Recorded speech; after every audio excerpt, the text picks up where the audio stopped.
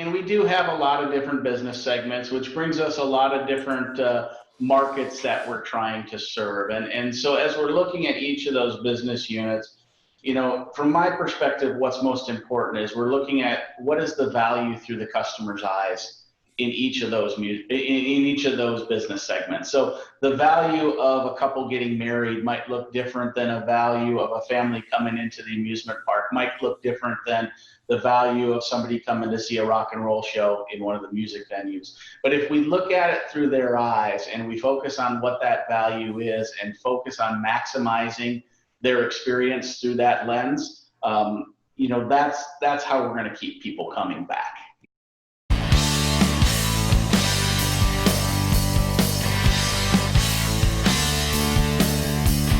Welcome to the Attraction Pros Podcast, where professionals in the attractions business can get tips, tools, and even a bit of inspiration. Join us as we tackle some of the most important topics facing the attractions industry today and gain insights from some of the top leaders, creators, and influencers from the exciting world of theme parks, zoos, museums, aquariums, and family entertainment centers. Because this show is created by Attraction Pros for Attraction Pros. I am Josh Liebman, Director of Business Development for Amusement Advantage. I help attractions understand and improve their guest experience. And I'm Matt Heller, founder of Performance Optimist Consulting. I help leaders lead and work with attractions to increase employee engagement and retention. Now sit upright, hold on tight, and enjoy the leading resource for attractions industry professionals, the Attraction Pros Podcast. Hey, Josh, how are you? Hey, Matt, I'm doing really well. How are you? I'm doing great. Hey, I have a question for you. All right. So are there any things in your family that have been happening or that you've been doing for generations, like something your grandparents did and then your parents did and now you're doing, maybe an event or something where you're going someplace, or is there anything like generationally that's been happening over the years with the Liebmans? No. Okay. What about you? For a while, and it was more of a gathering, like we would all get together for Thanksgiving or Christmas and things like that. That was a kind of sure. Yeah. Family events for holidays. Absolutely. Yeah.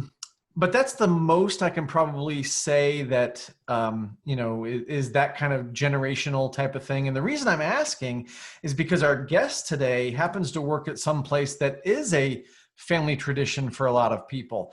Jeff Vierkant is the CEO of Arnolds Park in Iowa, and that is a property that has been around for over 100 years. And it's some place that generations and generations of families will go to. And, it's a tradition for, the grandparents to want to take their children and then they take their children and so on. So that's kind of why I was asking, because I can't wait to talk to Jeff about how that works at Arnolds Park. Yeah, absolutely. And I hope to have the opportunity to get out there someday, because it sounds like just one of the most interesting places from a theme park or an amusement park standpoint, that it just really embraces the charm and nostalgic elements that is what really made the amusement park industry really grow and thrive very much in the early days, over, like you said, over 100 years ago. It's been there for 130 years.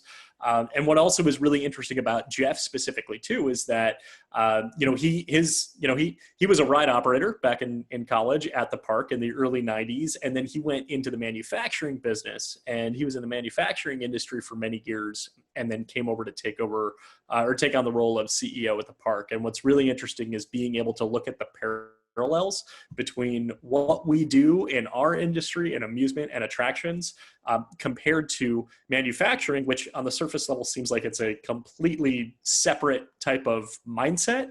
But the principles that he talks to, that he brings into the conversation to be able to run the park, and that influence his leadership philosophies and his operational philosophies, very interesting to see how there's a lot of overlap, a lot of parallels there. Absolutely, absolutely. And when you talk about sort of that area and, encapsulating a lot of the history of the amusement industry, it absolutely does.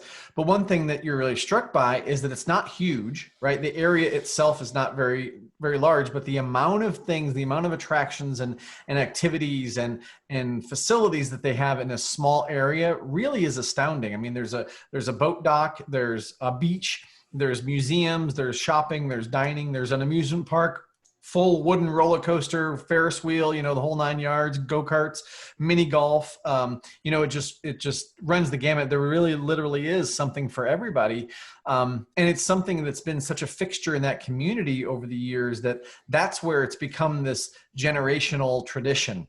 And if you spending your time on the lake, then you're going to the amusement park, you're getting a nutty bar. And that's just those things that you pass down for generations and generations. And so I was lucky enough to be able to go there. This might be my only roller coaster ride in 2020 was riding the Legend at Arnolds Park. And if it is, I'm totally okay with that.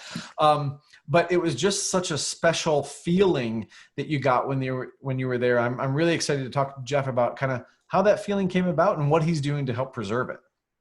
Absolutely. So with that said, should we get to this amazing interview with Jeff? Let's do it. All right.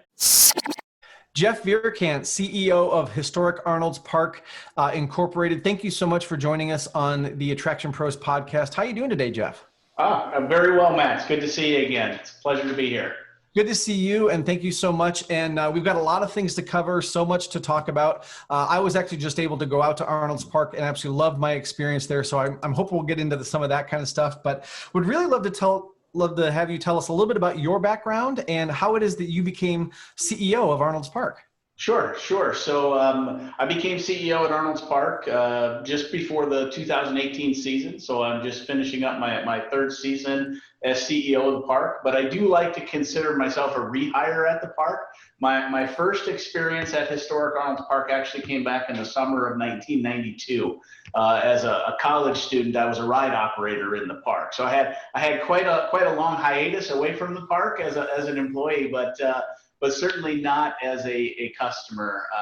My family made the choice to make our home in the Iowa Great Lakes back in 2005. So we have been patrons and guests of the park and all of its amenities for the last 15 years.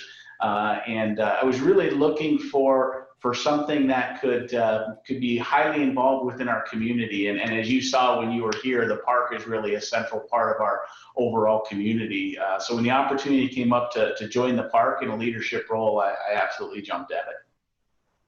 Yeah, one of the things that I was really impressed with, at first I had heard you've been at the park for a couple of years, and I didn't really know your background until we started talking about it. And I'm like, this guy really knows a lot about the area. Like, he knows a lot about the history and everything. And I thought that was really great that you had that kind of perspective. So I'm curious, like from being a ride operator back in the early 90s, and then, your family having some time there and being a patron, how has that helped you move into that CEO role? And what lessons do you take from that earlier experience?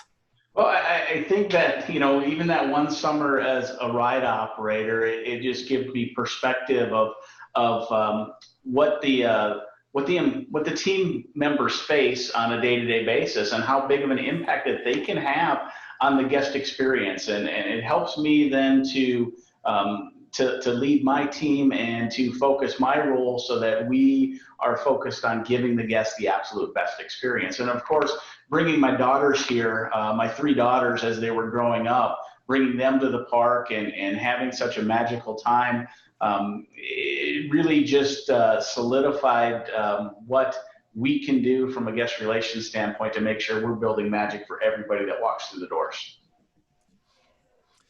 I'm just curious, why did you want to become a ride operator back in 1992? At that time I was a college student, and I actually didn't live in the area. I went to school close to the area, but had an opportunity to stay here for the summer. And my goodness, what a cool place to go work and hang out as a young college student and be able to have your employment and working with other people your age, seeing family, seeing friends. I mean, just outdoor work. It was just a very enjoyable endeavor. So Jeff, can you kind of paint us a picture of what's there? Because, when you think about an amusement park, you typically think about like a standalone park where there's maybe a water park next to it or something like that. You guys are right on the lake. There's museums there. There's food. There's shopping. I mean, there's really something for everybody, and it truly is a destination. So if somebody's never been to that part of Iowa or been to Arnolds Park, can you kind of paint a picture as far as what all you have there? Yeah, I wish I could be roaming the grounds and doing this with you, because that is one of the things that I think makes our park so special is the setting that it's on. First of all, we are right along the shoreline of beautiful West Lake Okoboji here in Northwest Iowa. And I know maybe a lot of viewers aren't thinking of Northwest Iowa as a beach destination vacation place, but we have an absolute beautiful body of water that our park stretches across its shoreline. So if you picture, coming up to the park, off your boat, docking at the docks, seeing the gorgeous Ferris wheel and the roller coaster running right along the lakefront, that's what we enter into from the lakeside. And yes, Matt, I mean, our property includes the amusement park, which has been on the property for over 130 years. We also have 3 museums that we operate on the property, as well as a series of retail shops. So as you exit from the parking lot and walk down the main street, you've got various shopping outlets as you're coming into the park. There is a miniature golf course on the property, as well as a raceway, a go-kart track. And then something we think is unique and special, we have an area of our park called Preservation Plaza, which is a green space, and it will forever be a green space. It's in a conservation easement, meaning that nothing will ever be built on it. And we use that as an outdoor entertainment venue. So every Saturday night throughout the season, we offer a free concert to the public. Free admission, bring your lawn chair, and come watch the show. And then we follow it up with fireworks every single Saturday night. That sounds fantastic. It's a great place to be.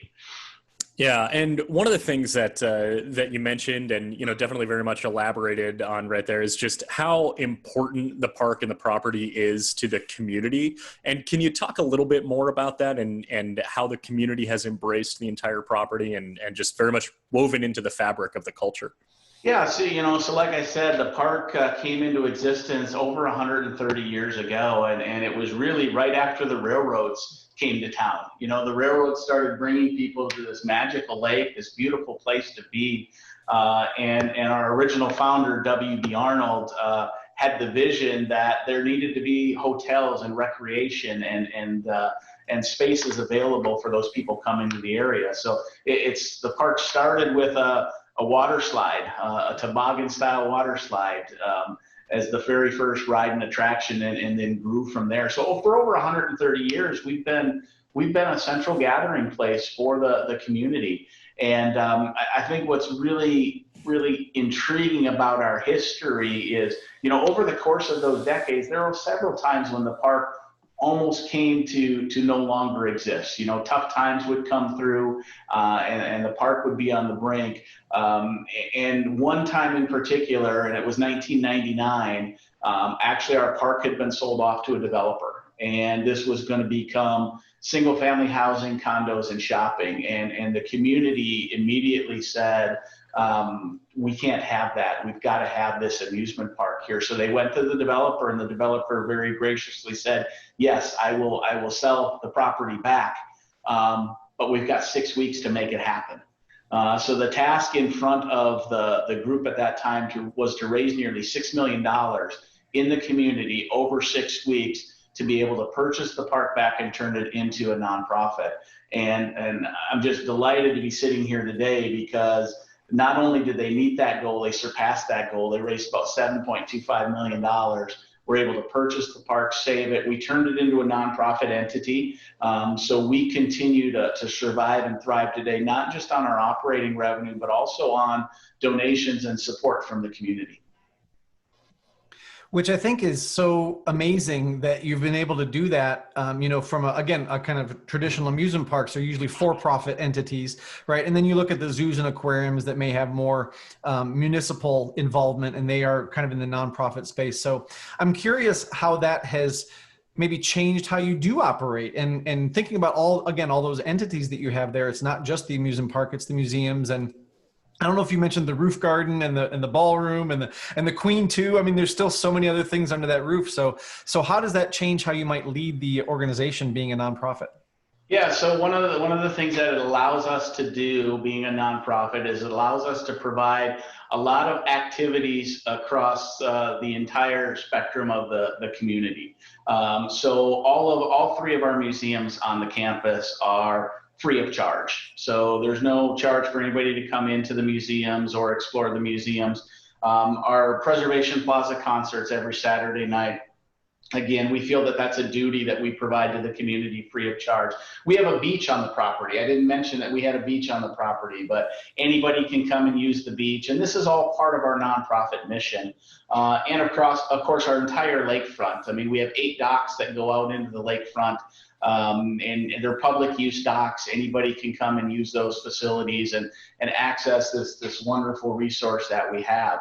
And yes, I didn't mention the other business units that we have, but we have a Queen 2 excursion boat, and this is a replica of a steamship excursion boat that would have traversed these lakes back in the that late 1800s and early 1900s, and we brought the Queen 2 to the lake here in 1986, and she's been giving those historic tours ever since. And then we do have other venues on the facility. We just rebuilt the roof garden, which has a long history here on the property of some of the greatest music acts ever to play in rock and roll. Acts like, the Beach Boys and Johnny Cash and Roy Orbison. Well, we just rebuilt that facility and opened it up last August. Opened it up with Tommy James and the Shondells, who played the original roof garden, and it was a really fun show. But live music venues and wedding venues, we're a place that people come and make family memories, whether that's meeting your spouse, marrying your spouse, going on rides with the family. It's just a wonderful place to make memories. And then having the park be a nonprofit, are there any challenges that are presented from that standpoint versus if you were operating, I would say, a more traditional for-profit amusement park? Yeah, I think there's more blessings than there are challenges being able to operate as a nonprofit. But we always have to remember that nonprofit mission, and we have to remember that not everything is about generating additional revenue. It's about providing services and amenities to the community so that everybody can have access to our park, and we're very inclusive in what we do. Yeah, Jeff, I'd love it if you could kind of, as Josh and I say a lot, peel back the onion a little bit in your leadership style and focus, because we often talk about amusement parks in general being small cities because of all the different things that they have going on, and you kind of take that and blow it up a bit because you've got just the amusement park with food and beverage and merchandise and rides, but then you've got all these other entities that we've been talking about. So can you talk about kind of how you keep all those plates spinning as the CEO?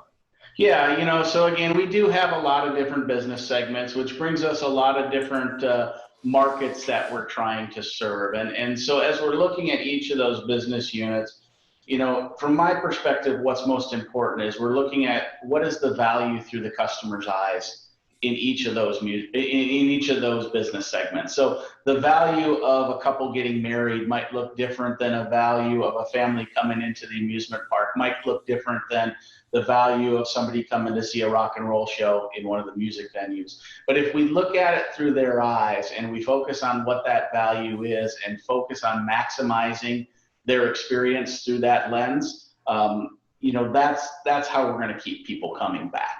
And people have been coming back to the property for over 130 years, multiple generations of families that have had homes on the lakes. And I remember coming to grandma's house and going to the park, and now I'm bringing my kids. So it's really understanding those value points, giving those special memories, and then providing ease of access.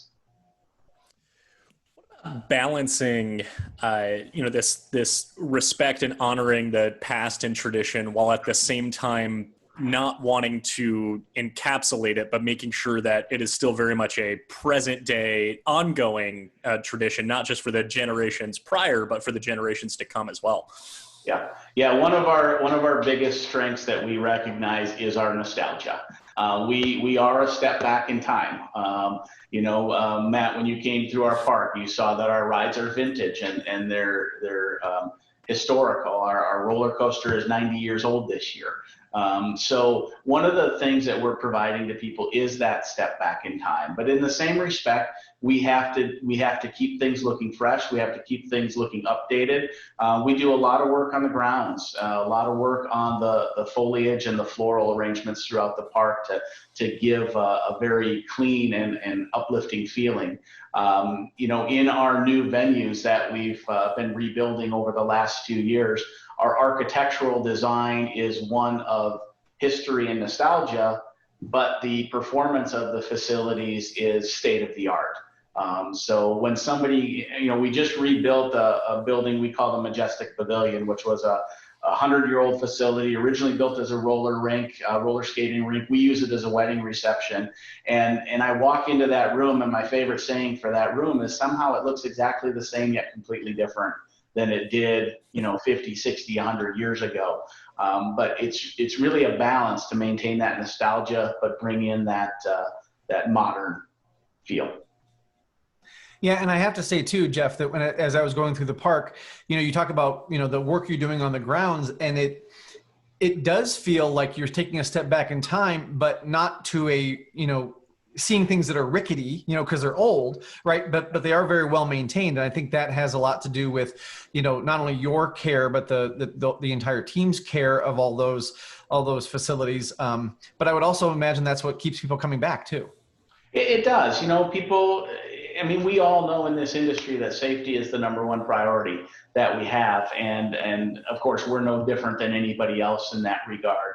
But it's making sure that everybody feels comfortable and everybody is thinking about the thrill by keeping things fresh, keeping things well maintained, we can keep that nostalgia and balance all fronts. Yeah. Yeah.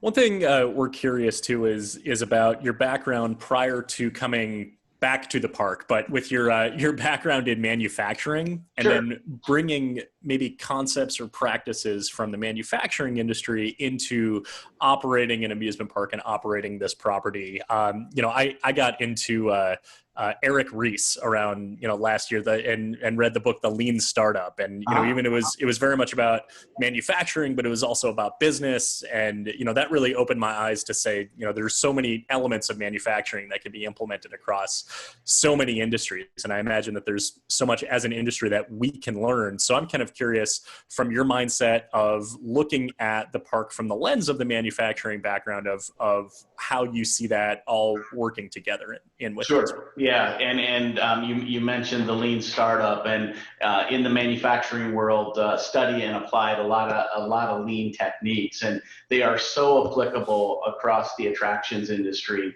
as well, as long as you're looking at them through the correct lens. And it really, as I said earlier, starts with customer value. So in my manufacturing background, we were taught to look for waste, and waste is anything that customer doesn't value.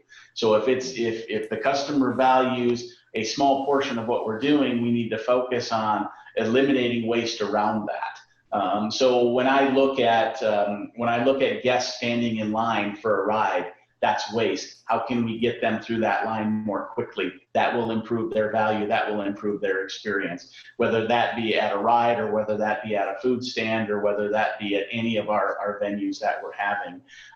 And then I look at it also from our employee standpoint. We always focused in my manufacturing background on what could we do to make the job easier for the employees to be able to execute, and what could we do to mistake-proof their job. One of the things I've carried throughout my career is an absolute disdain for the phrase operator error. I truly believe that if a mistake is made, the process allowed that mistake, and the first thing that we should do is go to that employee and say, I'm sorry, what in the process allowed for that mistake to happen? So if a guest has a bad experience, what in our process allowed that to happen? And then how do we mistake-proof that moving forward? And make sure that it never happens again. So those are some of the manufacturing and lean backgrounds that I've been able to bring into the park here. And it's amazing. It's always amazing to me how applicable things are across industries. Yeah. And then Jeff, how was that transition for you going from manufacturing to entertainment? Because, we talk about those things that we can apply, but, you're still the individual, the human being that's going through that transition. So I'm just curious, stepping from one industry to the other, how'd that go for you?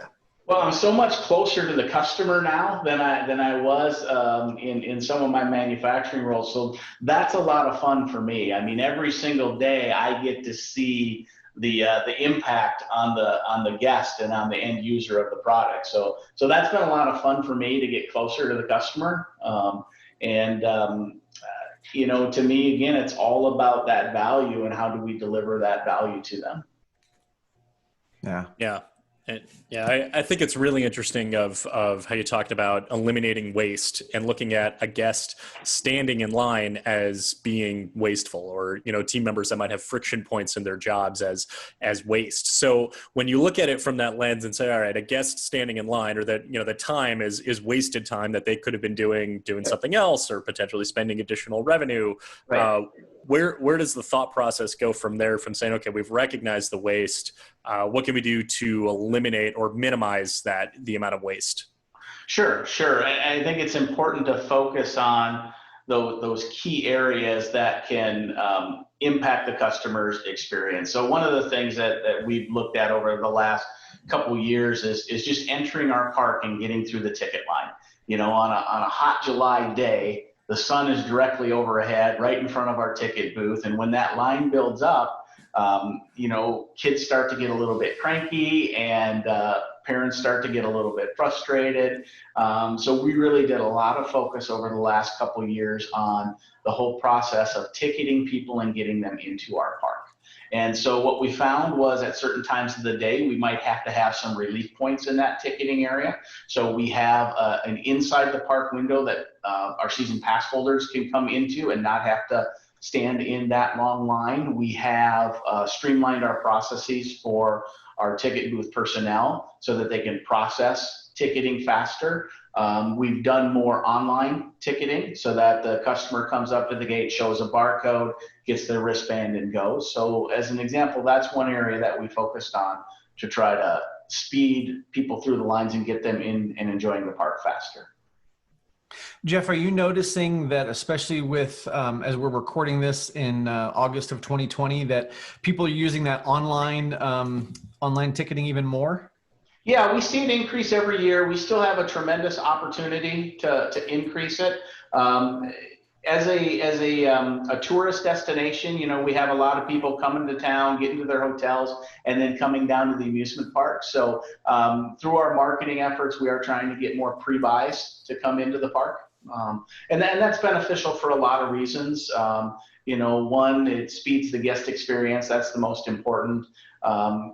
Two, they have a chance to check out all of our offerings online before they come in, and they, we all know that when we're presented with a lot of choices, it can cause us confusion and frustration. So the better that we can do to communicate up front what the choices are and what options people have, the more effective we'll be. Yeah. Sure. So speaking of, this is August 2020, and, looking at the summer of 2020, I'm sure this has been very different than your previous two summers at the park. And, wonder if we can touch on that just a little bit, because, when looking at everything that you are doing and everything that the park is doing this summer, it's I would say a refreshing contradiction to a lot of other news throughout the industry. There's a lot of other parks that either have not opened this summer or have substantially scaled back operations, or are limiting hours.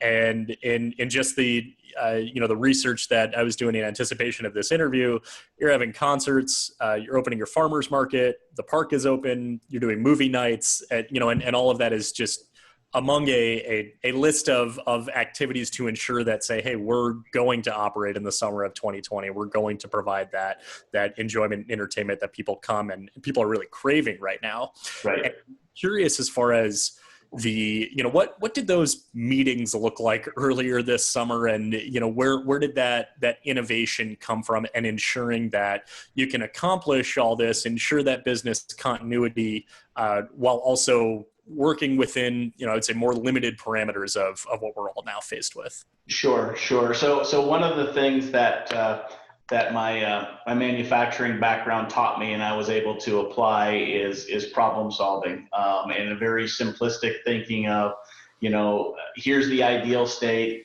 here's the current state, the gap is the problem that you have to solve, and of course, COVID-19 this year threw a huge gap at us, big problem that we had to fix. And it really started even with our staffing model for the park this year. We recognized back in March that the international visa programs might be at risk, and we have relied pretty heavily on them in past years to be able to staff our park. So we immediately recognized that as a problem and realized that we had to go into the local marketplace and recruit the talent that we needed to operate the park. So that's just one example of identifying a problem and getting very focused on solving that problem. But really the discussions went back to our mission. And I think being a nonprofit in this particular season really helped guide our decisions.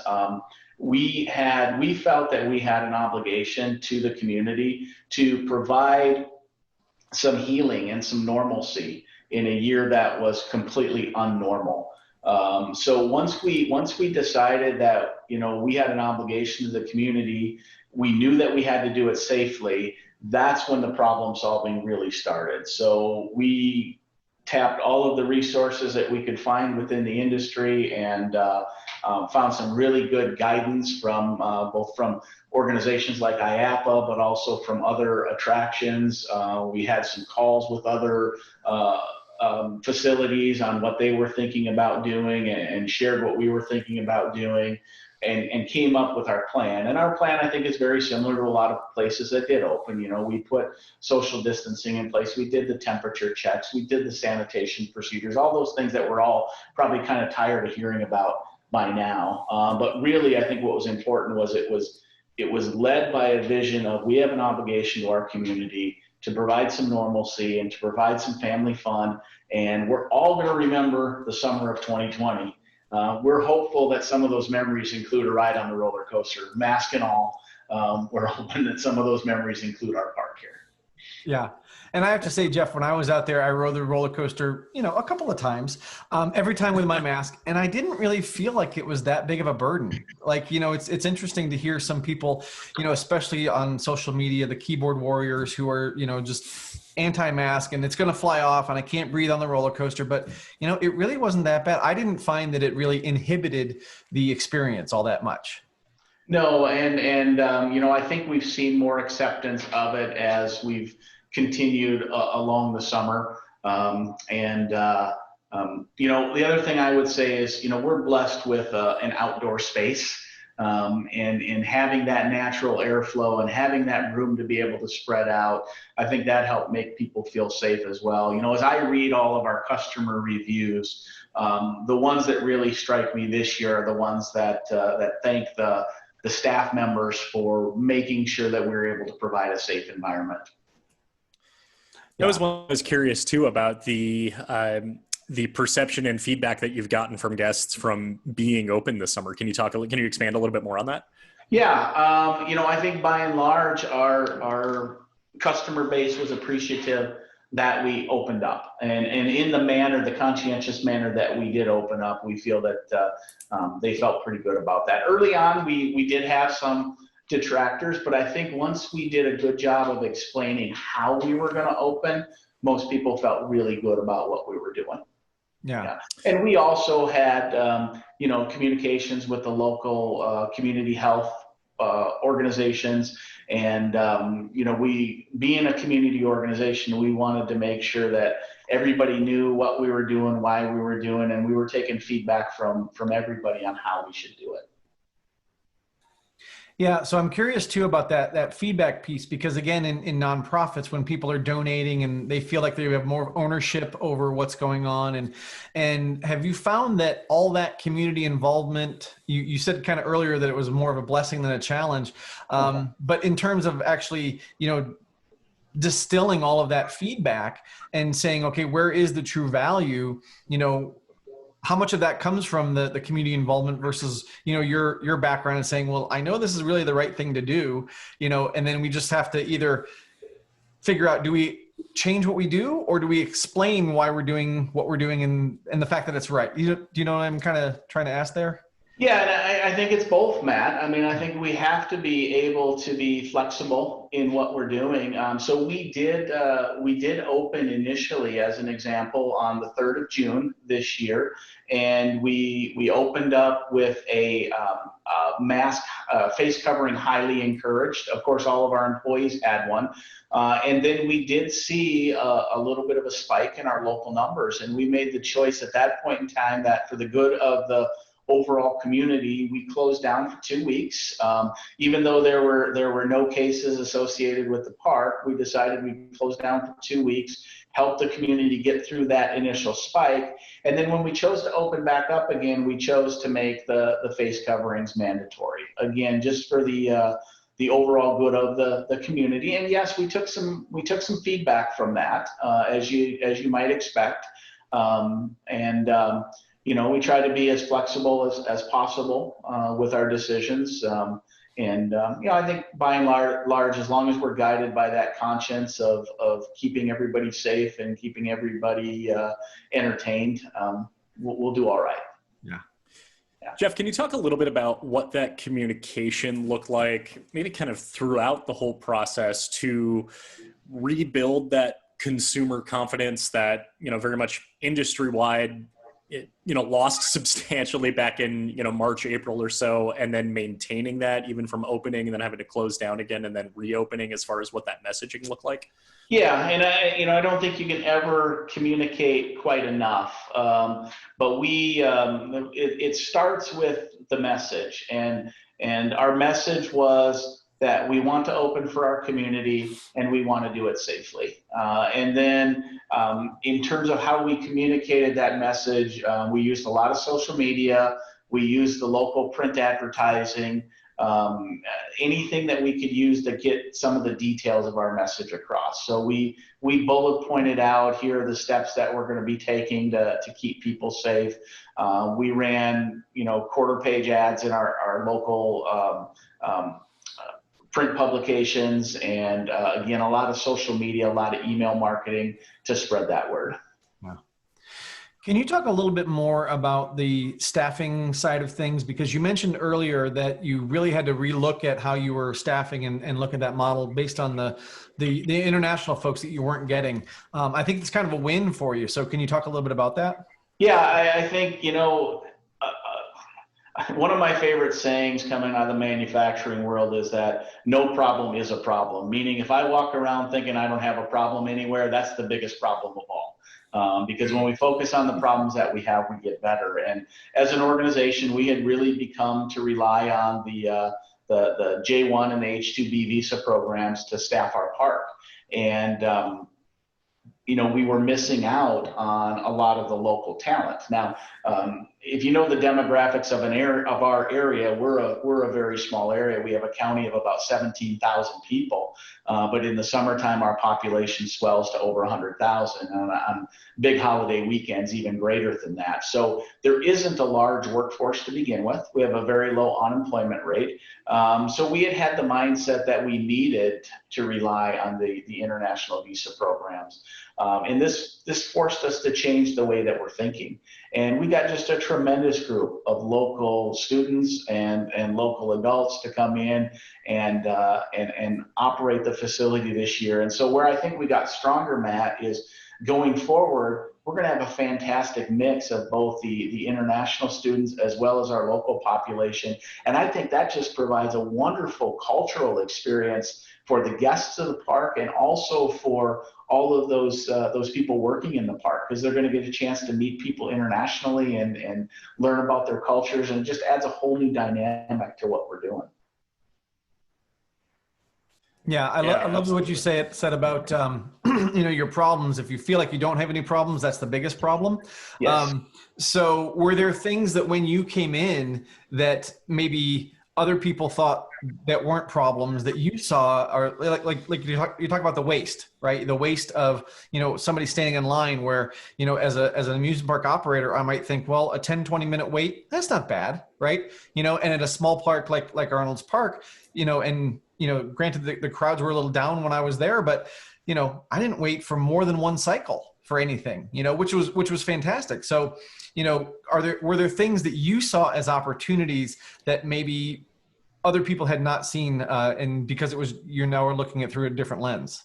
Sure, and there always are. So there was nothing magical about me coming in and seeing something, but I mean, to me, that's the beauty of continuous improvement, is that you'll never be done.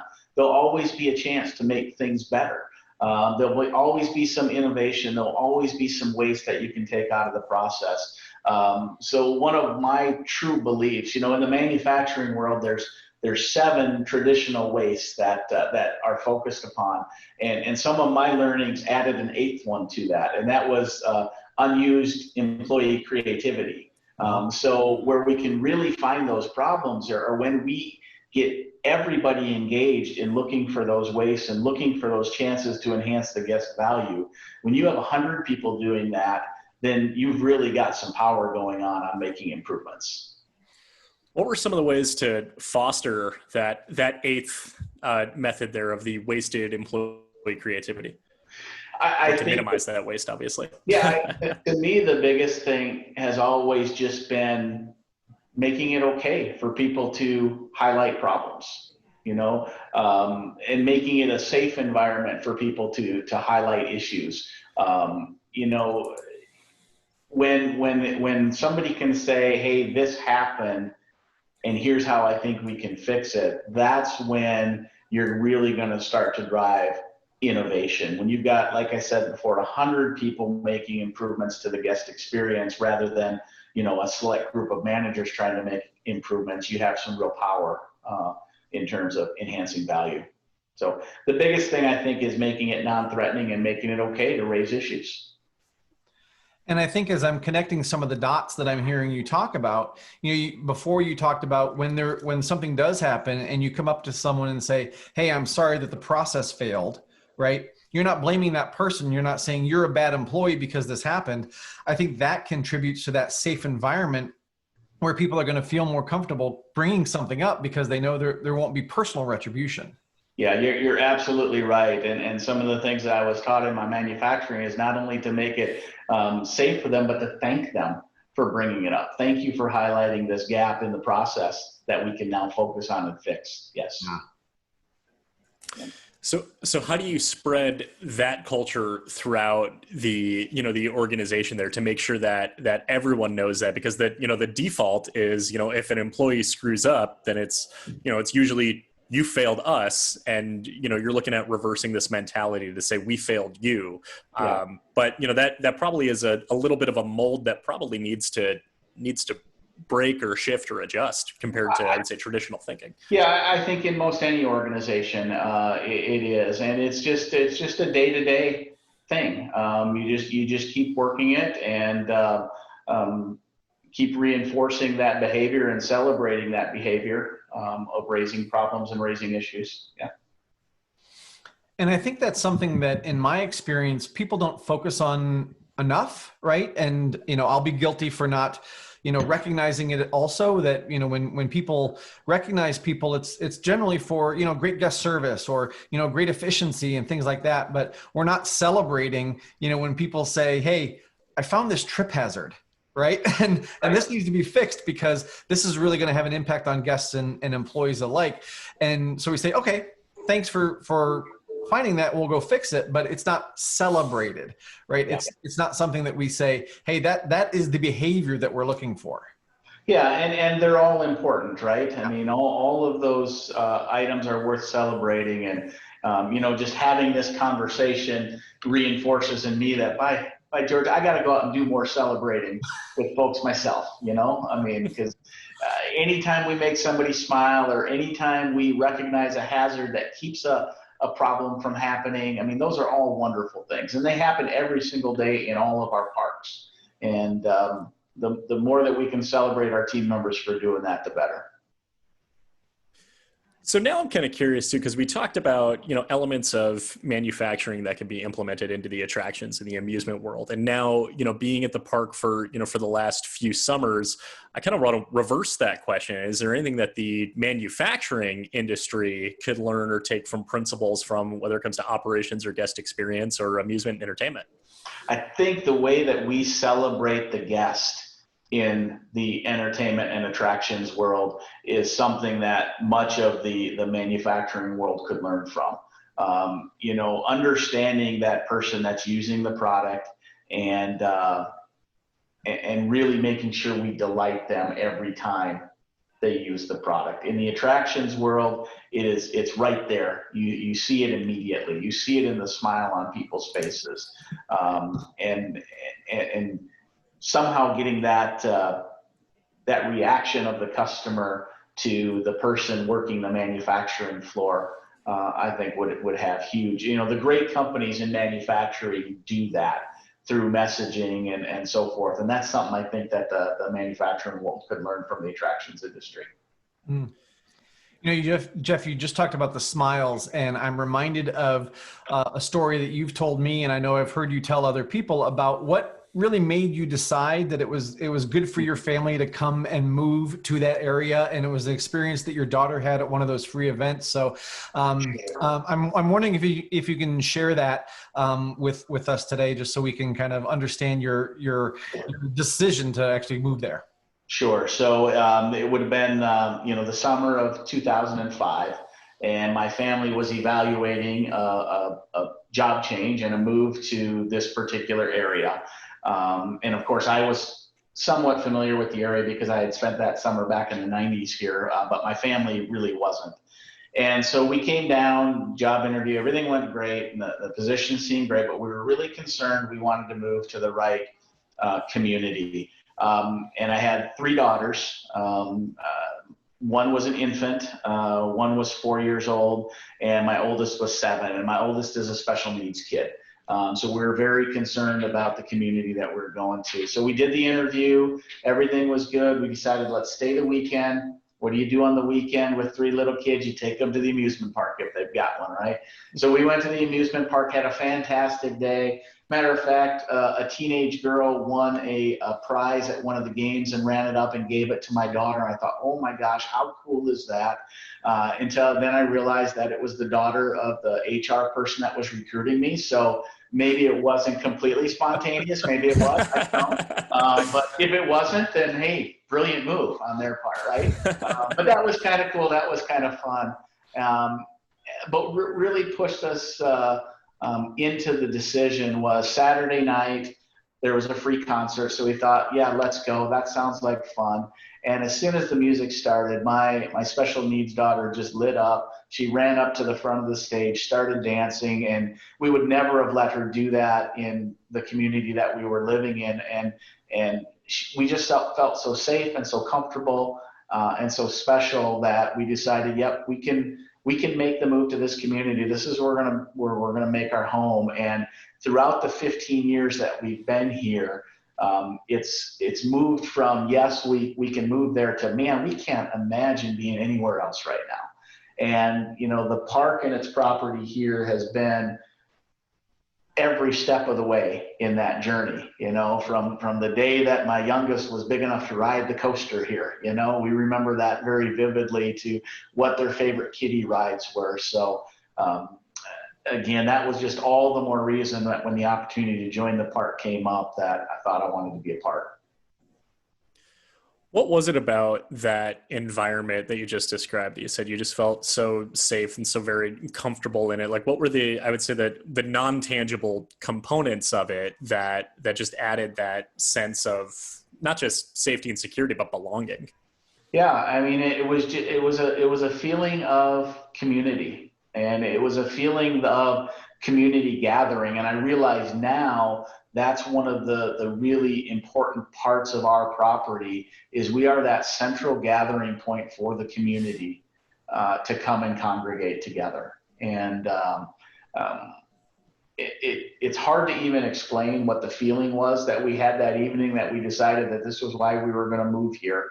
But just the friendliness of people, the fact that everybody was there to have a good time and to have fun, and in a wholesome and throwback environment. It was just a special feeling.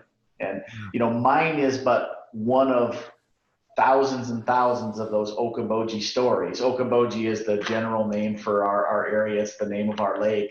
And everybody you talk to seems to have one of those stories here. Yeah, it truly is. And what I got to learn about when I was out there and looking at the demographic and things, it is generation after generation after generation, that have been there, and that, if they went to the Nutty Bar stand, right, after riding the roller coaster, then that's what they do with their kids, and that's what their kids do with their kids. And so can you explain, or maybe even there's a lesson in there from what you've seen over the development of the park, that other parks or facilities can learn about engaging with their guests so that they can have that kind of generational success? Yeah. Wow, that's an interesting question. Hard to really put a finger on it. But people come back to us because of the fond memories that they have. To me, it's that memory that's most important. And how do we make sure that everybody who walks through our gate leaves with one of those memories? And it could be the smallest, simplest of things.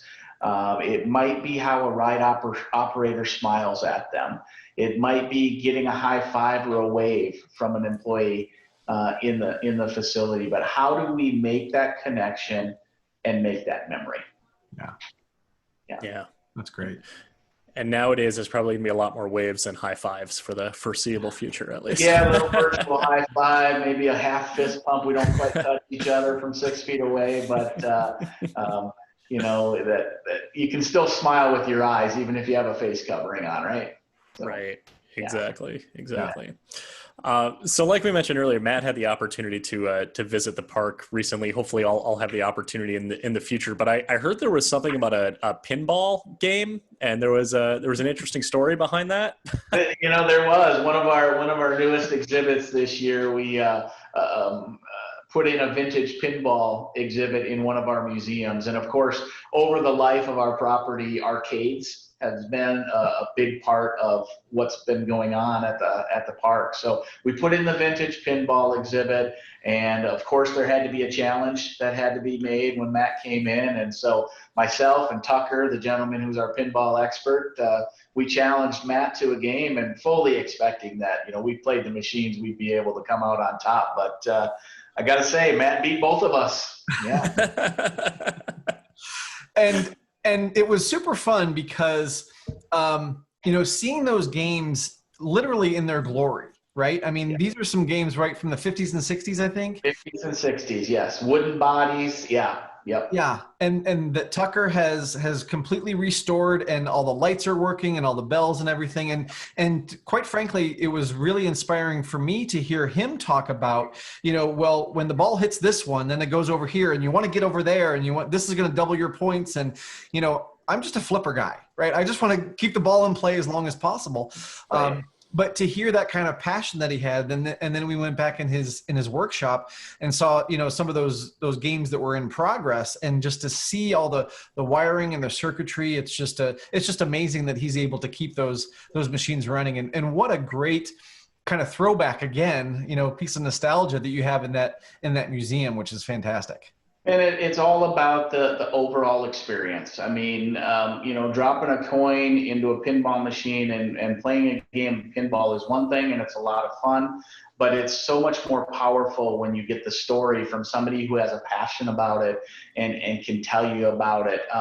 And that's one of the goals that we have for our park as we look into the future. Is we want it to be a place where, yes, people come and ride the rides and do the attractions, but we also want it to be a living museum. Because of the nostalgia that we have, we want to tell the story behind every single ride that we have, and the property in general, because it just adds to the overall experience. So can you really quickly, because I know that a lot of the people that are listening are fans of amusement parks and amusement park history. So can you just quickly go over a couple of things that you have in that museum? Because to me, it's just fascinating. I can. So we have, again, 3 museums on the property. We have got our Maritime Museum, which is a museum that's dedicated to nautical history and nautical history of the lake. So we've got a series of old wooden boats throughout that, as well as other memorabilia of the lake here and people making their lives here at the lake. Then we have the Iowa Rock and Roll Music Association Museum, and that's run by a third-party organization that tells the story of rock and roll in Iowa. And what a great story that was, because back in the 50s and 60s when rock and roll was just taking off, all of the great groups would come through and play all these little ballrooms all across the state of Iowa. It celebrates those national acts, but more importantly, it celebrates the regional acts and those people that were playing music locally, whether it be here at the Roof Garden in Arnolds Park or the iconic surf ballroom in Clear Lake, which we all know that ballroom as the Buddy Holly plane crash and the day the music died. It just tells that whole story of rock and roll history in Iowa. And then my favorite is the Amusement Park Museum. And we've got in there some historical rides that were in our fun house. We've got an old wooden slide, a 2-story wooden slide that people can still ride today, and they've been riding it for decades. And we've got our old wooden barrel and our sugar bowl and just vintage bumper cars, vintage boats, and everything from the park in the past. We try to keep that history alive through that museum. Yeah. That's really cool. Yeah. That's really exciting. So if people wanted to learn more while they're still maybe sitting at home and haven't had the opportunity yet to come down, if they want to learn more about the park, or if they want to get a hold of you directly, where would you send them? Yeah, so our website is arnoldspark.com. So very simply, arnoldspark.com. You can also find our Facebook pages. We have one for Arnolds Park and also one for Roof Garden. For the Roof Garden, you can also go to roofgardenballroom.com. And then in terms of contacting me, simplest way is probably email. And very simply, jeff@arnoldspark.com. Awesome. Well, Jeff, this was a fascinating conversation. And for me, who just got to go up there, it was kind of fun to relive some of the memories that I've created already, just being there for a couple of days. So I can't wait to get back there. Hopefully bring my wife, bring some other friends up there and be able to spend some more time just enjoying the property. So thank you very much for your time today. We really appreciate it. My pleasure, guys. Thank you. And yeah, we'd love to have you back. Awesome. Well, like I said, this was great. And thank you so much for your time. And for everybody out there listening, just remember that we are all attraction pros. Thanks for joining us for another great episode of the Attraction Pros podcast. We hope you enjoyed today's episode, and we'd love to hear your feedback. Feel free to drop us a line on Facebook, Twitter, or LinkedIn, and make sure to follow us on all the social channels. And make sure you've subscribed to the show so you can get the latest episodes every single week. Also, if you're new to the show, be sure to check out all the great episodes and guests we've featured in the past. And if you want to learn more about Matt and Josh and check out the best articles for you to operate your attraction most successfully, be sure to visit us at attractionpros.com.